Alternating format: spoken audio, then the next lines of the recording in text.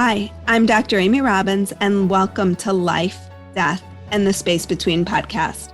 I'm a licensed clinical psychologist and medium, and here we explore life, death, consciousness, and what it all means. The theme this month, or for these kind of 6 weeks, is all about healing and the power of our mind to heal ourselves. And today I have Patricia Muehsam, MD, on the show.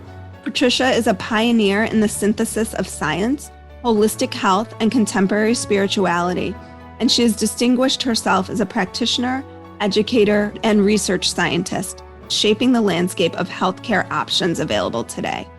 Dr. Muehsam is the founder of Transformational Medicine, a whole-person approach to health and well-being, offering tools and resources for individuals and communities in person and online. She also has her new book out now, Beyond Medicine, which I'm assuming you can probably get anywhere that books are available. So welcome, Patricia. Thank you so much. Absolutely. Please do. Okay. Thank you, Amy. Thank you so much for that introduction, and thank you for having me on your show. Absolutely. Thank you for being here. Hi, everybody. This month, I'm asking for your support on Patreon. So if you haven't had a chance yet to listen to my first episode of the year, go ahead and take a listen to that. And I explain a little bit more about why I am so passionate about Patreon. And one of the experiences that I had this past December with some of my patrons, where we had a 1-hour Zoom call, we were able to chat about everything and anything they wanted to talk to me about. And it was an amazing experience, I think, for them, but certainly for me as well. So please head on over to Patreon and help support the show. You can give any amount, $5, $10, $20. You can give less than that, but any little bit helps in supporting life, death, and the space between. Also, make sure you're following me on Instagram at Dr. Amy Robbins. And if you are interested in receiving my newsletter, which has bi-weekly soul wisdoms, please head on over to dramyrobbins.com and subscribe to my newsletter. Lastly, I'm still taking ghost stories for this year. So if you have a ghost story to share, please send that to team@dramyrobbins.com, and I will be excited to share it on my show. Thanks, and enjoy this week's episode. Can you get us started with your journey to healing? Because it really started in the realm in which I work, which is psychology and psychiatry. Yes. Well, I like to think that I really do believe that our journey to healing is ongoing. It's an element of just being human, this notion of healing. But what brought me to where I am today and to the content of the book most profoundly was an experience I had earlier on in my life when I was in my in my college years. I started having psychic experiences. I had been always a little bit psychic as a child, but kind of on and off here and there, and didn't really put it together. But when I was in college, I started having really, really intense psychic experiences, out-of-body experiences. I could see events happening in the future that happened. I could affect objects. I could change the substance of objects, kind of psychokinesis without trying. I could hear people's thoughts. I would know what they were thinking. And more and more and more and more. And this went on for, maybe a month or so. I don't remember exactly, because that period of time when I was in college having these really profound experiences ended very abruptly by my being literally incarcerated in a psych ward, destined to be medicated for life, told I was mentally ill, probably schizo of some nature, some sort of affective, or what we say in kind of psychiatry terms, affective disorder, meaning mood disorder. Put on multiple medications, 4 medications that effectively numbed me and kind of took me away from that very profound psychic experience that I had. That experience, getting back to it, was so profound because it forever changed how I came to understand reality. It forever changed how I understood time and space and my mind and our minds and our three-dimensional nature as human beings, which is how we experience the world and ourselves with our five senses and our thinking brains. But I came to understand so intimately that there was a reality that I call in the book, the unseen world, a greater reality beyond my thinking brain, beyond the perceptions of my five senses. Mm-hmm. And that reality was fantastically real, just as real as that which we see and logically understand and we perceive with our five senses. So it forever changed my understanding of life, and it gave me an incredible sense of ease and peace, and at times the bliss. fact that you ended up being psychiatrically hospitalized. Yeah, well, that was at the time a really hard and not just hard, it was a very horrendous experience for me, the hospitalization. It took me quite some time to return to being in my body, to being the person that I had always felt I was in terms of how my mind worked and how my emotions worked. The medications really numbed me. They numbed my senses. They dulled my thinking, faltered my motor function. I had to think about how I was going to walk. I had to think about how I was going to put on my clothing. I couldn't make sense of words on a page. I just was very disconnected. I can't even explain what it was like then. I can only explain what it was like when I came back to myself, because I saw that, I experienced that distinction. So that was a pretty horrendous experience, because I didn't know that there was going to be another side beyond it, that I was going to get out of it. And were you disturbed by these experiences? Like, what led to the hospitalization for you? Because, it's whether these experiences, in my understanding, are ego dystonic or ego syntonic, right? Yeah. Like, do they? I wasn't disturbed by the experiences. I felt they were very real and they were ego syntonic, if you will. But I told the wrong people.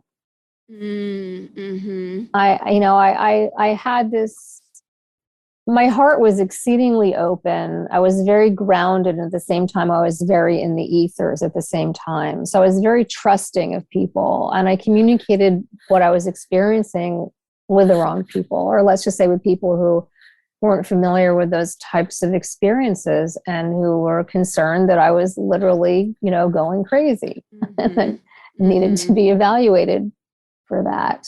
Yeah. What was your awareness? I know we got to get into the book, but I'm captivated by the story. That's okay. What was your awareness of space and time in that dimension? It's hard to remember what my awareness was, but it was, as I recall the experiences, there wasn't a delineation. It's really hard to characterize in language. Mm-hmm.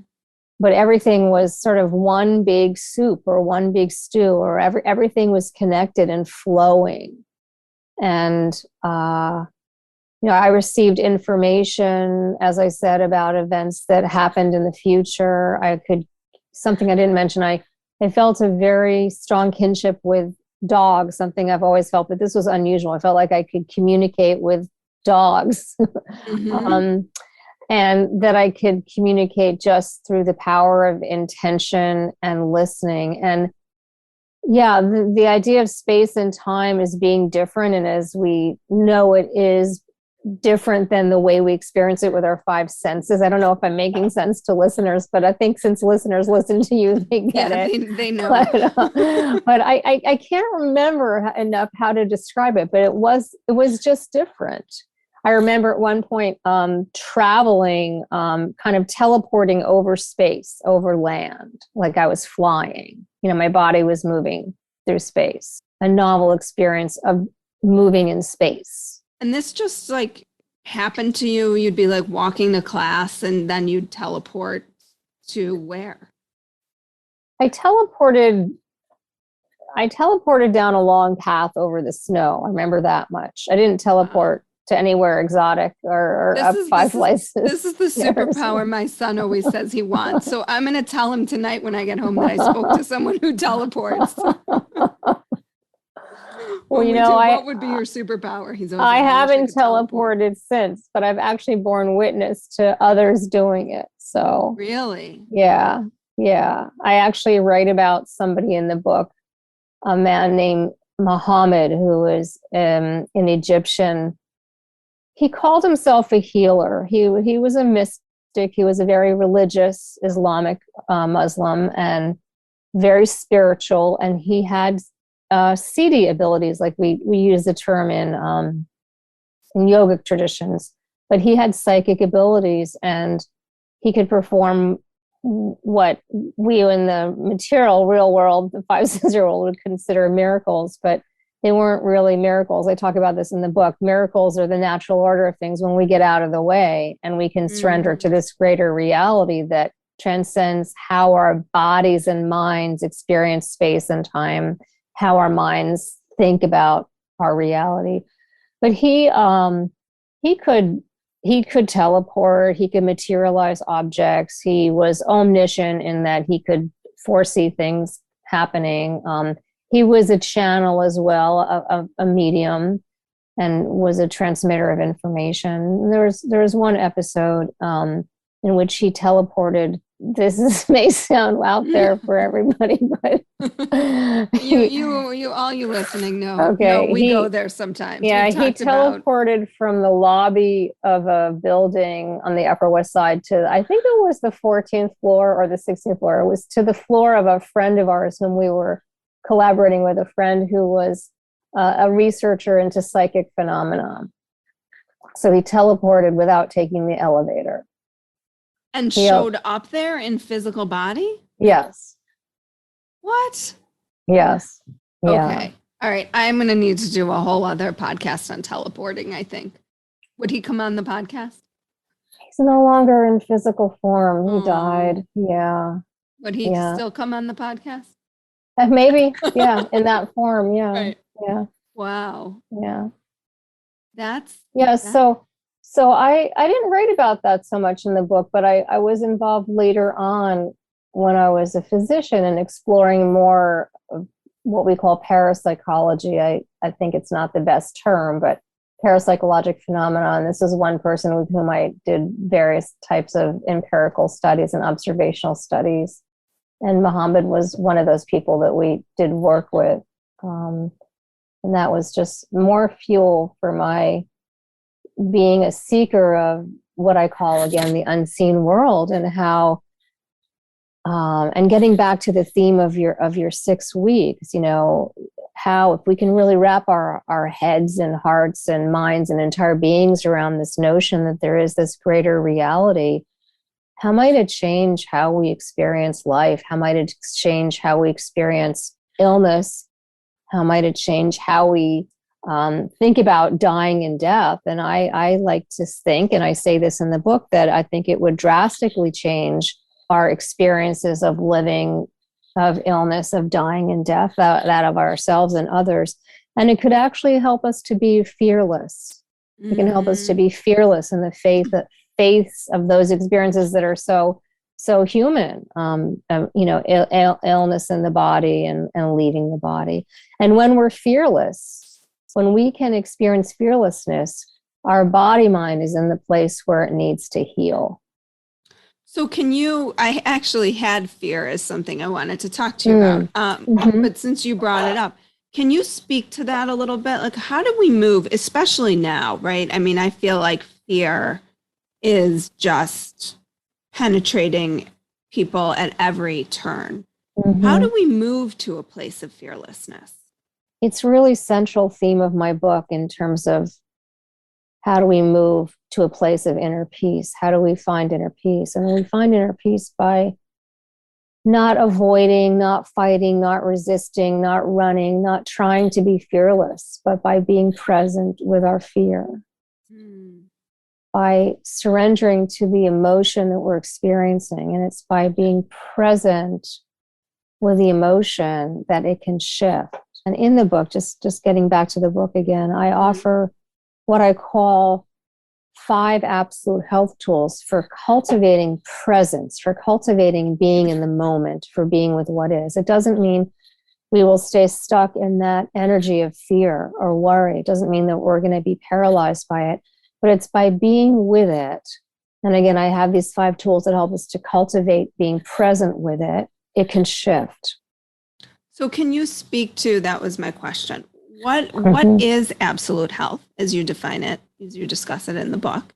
And what are these 5 tools? Talk to us about the 5 tools of how to get there. And you actually do a Sure. beautiful job in each for people. This book is great because it's also it's like a how-to in a lot of ways. So you talk about these things and then you really lay out some really practical exercises for people to engage in each different area. Right. It is a how-to book, and it's really meant to help people find their ways through reading the book and using the tools in the book and the resources that I offer in the book.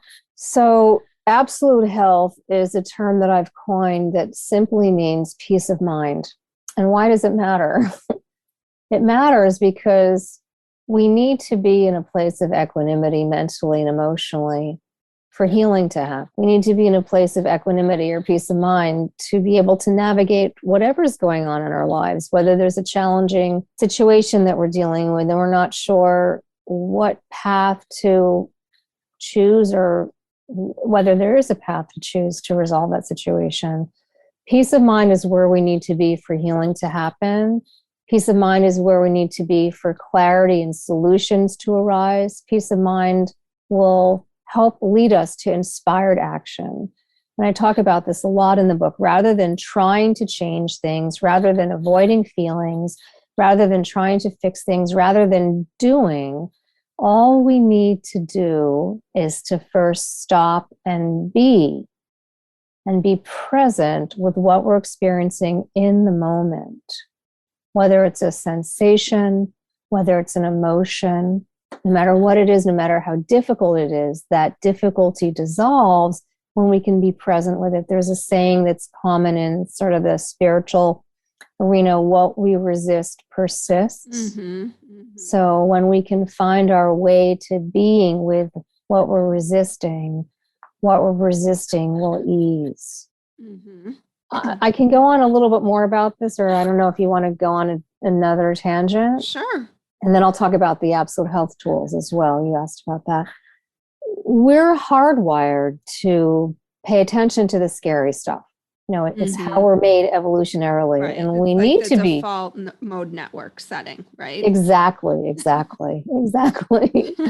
I mean, I need to be really alert if I'm walking my dog and there's an aggressive dog coming our way, and I need to be able to exhibit an anxiety or worry reaction so my physiology responds accordingly, rather than just taking a lazy day stroll around the park or around the block and being mellow, which is nice as well. But we're hardwired to be sensitive to scary stuff. If I'm a New Yorker, I'm crossing the street and there's a cab about to run a red light, I need to be hardwired to be aware of that. So we're really primed to respond to fear energy, to emotion energy of fear. Our amygdala does that really well. Why do you think I was just listening to something today about like evolution and disevolution. Why do you think we haven't evolved out of that? Because the state of the current life doesn't really require us to be in that hyper aroused state all the time. And so Yeah, many people still are. yeah. That's a really great question. It's really something to think about.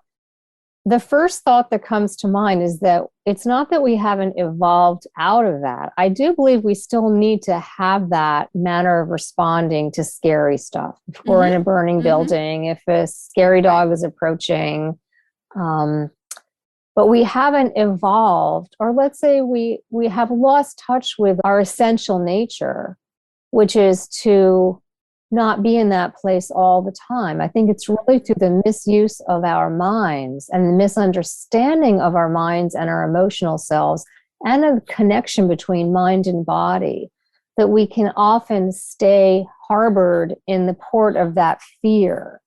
rather than leave it and find that place of peace. So I don't think it's that we haven't evolved beyond it. Yeah, I think that we don't fully understand our essential nature.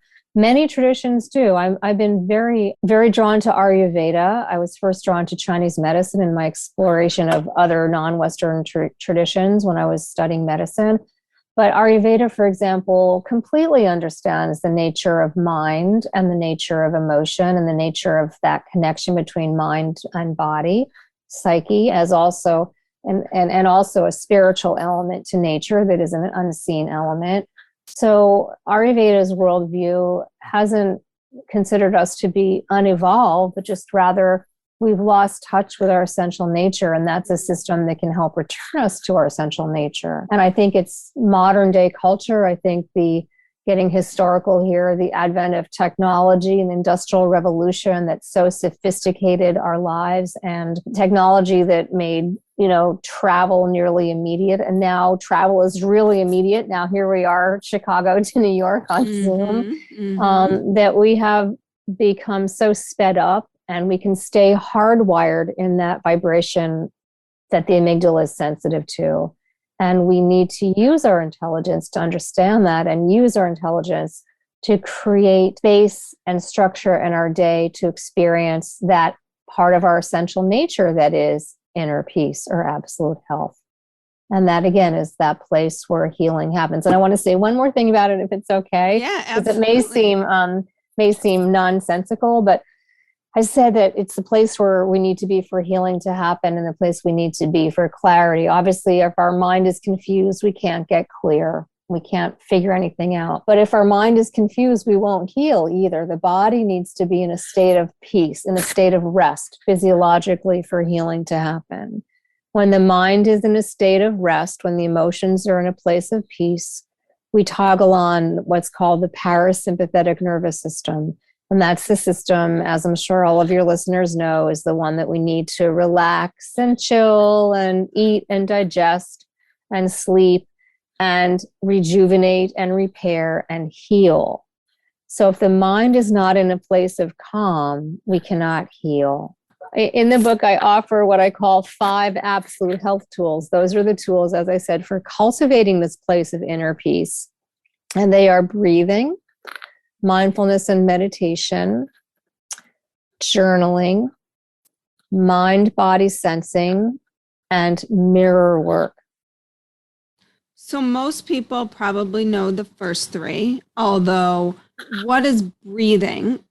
That's actually the book I'm listening to right now, is the book Breath. So I'd love clarification on the breathing, the mind-body sensing, which was one of my questions, and the mirror work. I think that would be helpful to dig into those a little bit more.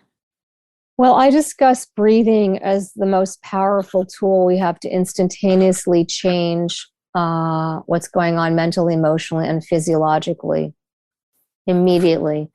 And I start with talking about and teaching the practice of belly or diaphragmatic breathing, which is a type of breathing technique that toggles on that parasympathetic nervous system that I just explained. Throughout the book, I use and offer many different types of breathing exercises, but that's the fundamental one that we start with, which literally in moments, less than a minute, will change the state of our nervous system. Will change the relationship of our amygdala, that part of our brain that registers emotions. It's kind of the emotional thermostat. And what's called the prefrontal cortex, that's the part of our brain that allows us to watch our emotions, watch our thoughts as if they're on a screen in front of us, rather than being fueled by them or paralyzed by them. So I start with a simple breathing technique called abdominal or belly breathing, and then I develop other techniques throughout the book. Now, again, this is all returning us home to this theme of absolute health. This breathing can bring us into a state of oneness, a state of inner peace. We may still be having thoughts, we may still be having emotions, but it toggles on that relaxation system, which can help dissolve what we often experience as a disconnect between mind and body, between what we're thinking, feeling, and experiencing. So it's really turning off the sympathetic nervous system, yes, shutting that down so the parasympathetic nervous system can move into place, and then we Yes. can start to calm our minds, which inherently heals our bodies. Yes. And in fact, it's an instantaneous process. The mind becomes calm as the parasympathetic system is just toggled on. There's a very cool process that when we allow our bellies to expand fully, and many of us have forgotten how to do that. We knew how to do that when we were babies, but we become self-conscious and we can start to hold our bellies in, and we're told we have to have flat bellies, or men are told they have to have big chests, so they hold their bellies in. But when we can fully be we can have a big belly like a Buddha belly and breathe fully, those send, and this is what I love the science of it all, and I talk about this in the book too. So for your listeners who like the science of it all, just a little mini science lesson. When I breathe fully, when I let my belly expand fully, there are pressure receptors in the lungs called baroreceptors. They sense the pressure increase, and they send an instantaneous signal to the brainstem that lowers the blood pressure, lowers the rate of our heartbeat, lowers the rate of our breathing. It turns on the feel-good chemicals in the brain. It toggles on the parasympathetic nervous system and all the effects that it has. It enables us for sleep if we're ready to sleep. It enables us to digest if we want to digest. So it happens literally instantaneously. It brings our body into a place of calm. It brings our mind into a place of calm. And that's where the healing happens. Mm-hmm. So what is mind-body sensing? Mind-body sensing is a technique that involves body awareness, literally finding feelings in the body. We literally hold feelings in the body. Thoughts and feelings are, if you will, things. They're just like physical entities. And if I'm holding an emotion of worry or anger or grief, that emotion of worry is being held in my body physically, and it's creating a state of dis-ease physiologically in my body. So mind-body sensing is a way to get in touch with where we're holding thoughts and feelings in the body. And it's simply a body awareness technique where we check in and we get in touch with whatever's coming up for us emotionally. Maybe I'm feeling anxious, and we do a little breathing and settle into that. And then we just imagine dropping down into the body and ask ourselves, where do I feel that feeling in the body? And what happens for many people is the attention goes to a particular place in the body. What happens for many people is there's a sense of awkwardness or discomfort in a particular place in the body, or a sense of holding. So it's wherever the attention goes. And then we work with some breath to breathe into that place. And throughout the process, as is natural, feelings come and go. Feelings come and go. Feelings come and go. So new feelings may arise. We return to this notion of, okay, where in my body is that feeling? So again, it's trying to cultivate a somatic or very physical sensory experience of the emotion, rather than being in the head with the emotion. Mm-hmm. Well, and most of our feelings, all of our feelings live in our body. So true. That is so true. I wish we had an evolved medical world that could accommodate that notion, because we would be so much more potent in our work, for those who do therapeutic work and for those who work with the soma. In fact, the soma, the mind and the body are connected and are one, but in Western medicine, in my training, we keep them all separate. Mm-hmm. Yeah. Mm-hmm. So I love that you said that. That's just so true. Yeah, I mean, I was actually just talking about this today with someone, that when we think about feeling anxious, right, the first time we usually identify the anxiety is not around the thoughts in our mind, it's around how our body feels about that. Right. And then we give it the label of, oh, this is anxiety. Oh, and then the mind goes, but the mind just immediately is dropping everything into the body. Yeah. Yeah. So, and the last one you talked about was the mirror work. Yeah. Mirror work, just a little history. Mirror work is a technique that I learned about from Louise Hay. And for anybody who may not know who she is, but probably most of your listeners do, yeah, she was a contemporary spiritual teacher who healed herself of a quote, terminal cancer diagnosis through working with thoughts and emotions and healing emotionally, as well as working with a number of alternative and holistic therapies. And mirror work is a technique that I learned through one of her books, You Can Heal Your Life, which actually, this is a personal side, which my mother gave to me when I was in medical school. My mother was quite progressive for her time.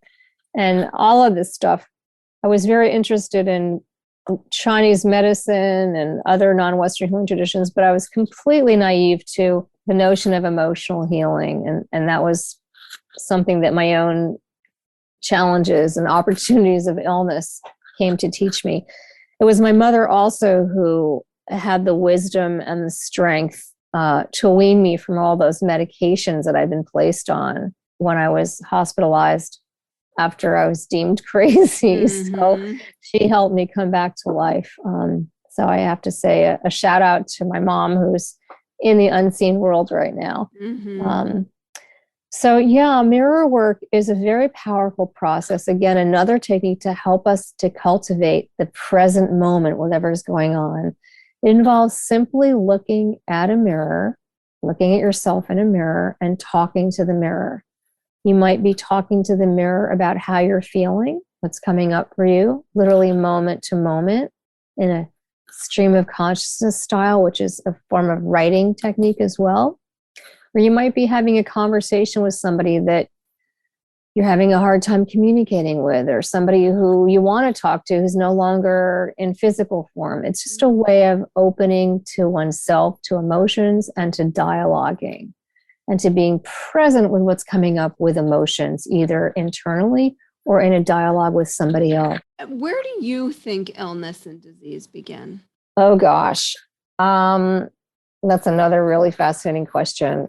You know, I definitely believe that consciousness is not defined, is not a unique entity that defines us, and it doesn't begin at birth and end at death. I believe that there are prior experiences that our consciousness has journeyed through. Mm-hmm. Those are what we call sometimes past lives or past incarnations. So does everyone's illness start with that?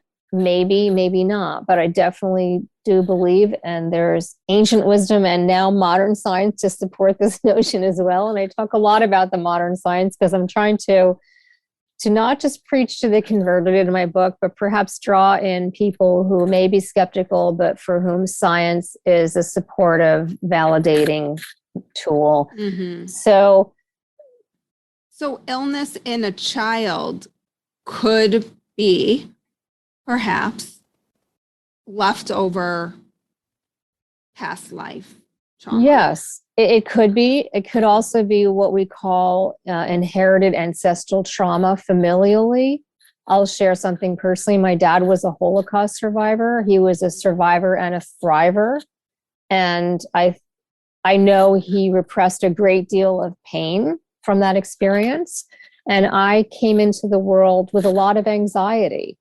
And we've now shown scientifically that we can inherit the unhealed traumas of our parents and their parents and their parents and so on and so forth. And that's passed on what's called, it's called epigenetic transmission. And I always had an extreme amount of anxiety that seemed out of proportion to my life circumstances. Mm-hmm. And maybe it is that I inherited that trauma from my dad's unhealed wounds that were exceedingly traumatic. And as I said, he was a survivor and a thriver. And oftentimes the survivors thrive, but we often see, we see trauma and forms of illness or dis-ease and even disease in the offspring of the survivors who have thrived. So it may be that child is inheriting the unhealed wounds of his or her ancestors. Mm-hmm. It may be that child is expressing the dysfunction in a family, in a marital like relationship. Like a baby who has like a cancer or something. I think so. Yeah. I think, if we understand that matter and energy are not discrete entities, and that consciousness is not a discrete entity, that what happened before that baby was born, that what was happening before that baby was born, that the consciousness of everyone in that baby's life are actors, are players on the stage of that infant's life. Yes, definitely there can be a causal relationship. There's a remarkable book. I think it's on here. It's on my bookshelf. I don't know if it's going to. This is a book by a physician who's a critical care physician who literally works in the ICU all day long with people that are critically ill, some of whom pass over and don't return to their bodies, some of whom have had near-death experiences. Her book is called Near Death in the ICU. And in this book, the subtitle is Stories from Patients Near Death and Why We Should Listen to Them. She might be a great guest for your show, I know, by the I'm way. thinking I got to add her to my list for sure. And in this book, she shares the stories of those patients who had near-death experiences and returned to their bodies. And some of these stories are remarkable, are absolutely remarkable. They're not just typical near-death experiences, but they can speak to just what you said. How is it that a baby may be affected by what's been going on in the family? Even if a baby's born with born with an illness. This is really about dissolving our beliefs about disease, about causation, about time and space, and reality and consciousness. And I encourage anybody who's interested to explore more to read it. It's a marvelous book. Her goal is not to prove anything in this book, but she just wants the stories to be heard. And that's what I love about her. It's a great book. Yeah. And she herself had a psychic experience, at least one earlier on in her life. But through her early career, there's just something that she suppressed. And for many years, she just didn't talk about those experiences that she learned of from her patients. And then I think finally at one point, she came to realize these are stories, that they're real, and I need to share them. Mm-hmm. And Near Death in the ICU by Laurin Bellg, Bellg, Stories from Patients Near Death and Why We Should Listen to Them. And I mentioned her book actually in my book, in my chapter that's called The Unseen World. And I relate one remarkable story. And I won't give it away for anybody who wants to read the book, but it's a story that even blew my mind. And I've been really familiar with this phenomena of near-death experiences. So it's so stay tuned, everybody. I'm going to get her on the show. Yeah. So she's great. So in just the next few minutes, do you have time for a quick speed round? Absolutely. Okay. Love it. This is just sort of the new thing I'm trying in 2022. I got it from from Dr. Avanti, who interviewed me on her podcast. So spirituality means? Something beyond. What is something most people don't know about you? Oh, God. So I'm supposed to answer quickly. Uh-oh, what first came to mind? I have a very codependent relationship with my dog. Do you telepathically communicate with him or her? I definitely do. I mean, I definitely think animals have a sixth sense and can remote view as well. And I've had a number of psychic experiences with my dog in which he seemed to have seen the future, really, really shockingly so. Oh, wow. And brought to my attention something. Yeah, several times. Wow. Yeah. He's also my spiritual teacher and wise advisor and reminds me to practice what I preach in the book about being in the moment. Our dogs do that to us, right? Yes. What's one thing you're really looking forward to right now? Eating. Having my next meal. You're staying in the moment. That's impressive. I'm staying in the moment. What's one thing you're deeply grateful for right now? All the difficulties, all the challenges, because they're the ice cream, they're the dessert. Yeah. Yeah. And I've had a lot of challenges. I write about them in the book. Yeah. They've just been gifts. Mm-hmm. And they help to remind me that no matter what's going on, it's all okay right now. Yeah. What book is on your nightstand? Oh, a number of books are on my nightstand. A number of books by Pema Chodron. She's a Buddhist spiritual teacher. I'm reading a book called The Real Anthony Fauci by RFK. We're going to get a little political there, pandemic wise. Okay. Yep. Yeah, I read the New Yorker magazine a lot. I read short stories. Yeah. And I'm reading a South African fiction writer of You're short like fiction. me. My husband laughs at me because someone will be like, what are you reading? And I list 5 things. They're like, how are you reading 5 things? I'm like, I don't know. I pick up one. Yes, I'm always absolutely. reading for my podcast. And then I always have something else that I'm reading. And so I'm listening on Audible so it's an amalgam of stuff. What's your favorite spiritual healing practice? I don't have one. I'll say that.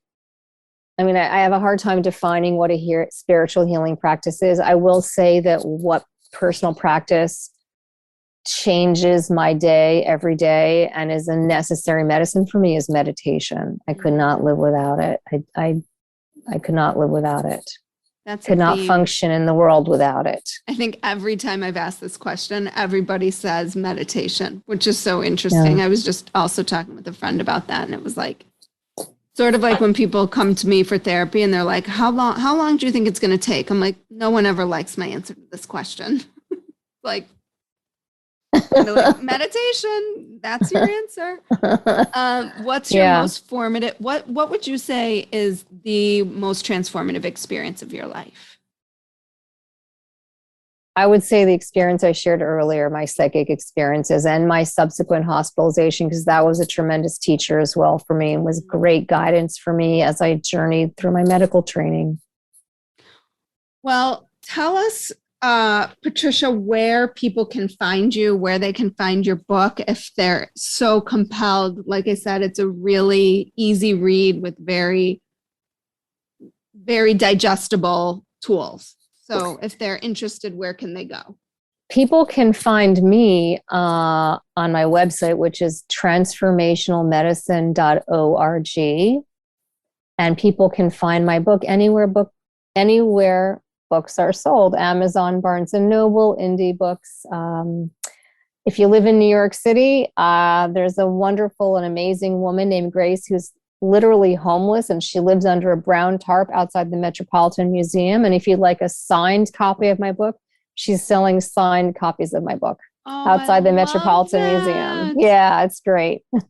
That's amazing. So if you live in New York, please, this is a shout out to my sister-in-law's mom, Marcy. Go grab her book from the Met. From Grace at the Met. Grace at the Met. And take a picture if you do it. Yes, absolutely. She's at the southeast end of the Met near the 81st Street entrance. That's great. Well, Patricia, thank you so much for your time today. I know my listeners are going to take away some of these tips and start integrating them into their lives. So thank you. Thank you, Amy. It was really a pleasure to meet you, and it was a pleasure to chat with you. You too. Thank you. Thank you. Like what you heard today and want to hear more? Wondering what comes next and what it all means? Head over to Apple Podcast, Spotify, Stitcher, Google Play, or anywhere you get your podcasts and hit subscribe. Also, if you could take a minute to rate and review my podcast, I would really appreciate it. Stay tuned as we continue to explore life, death, and the space between.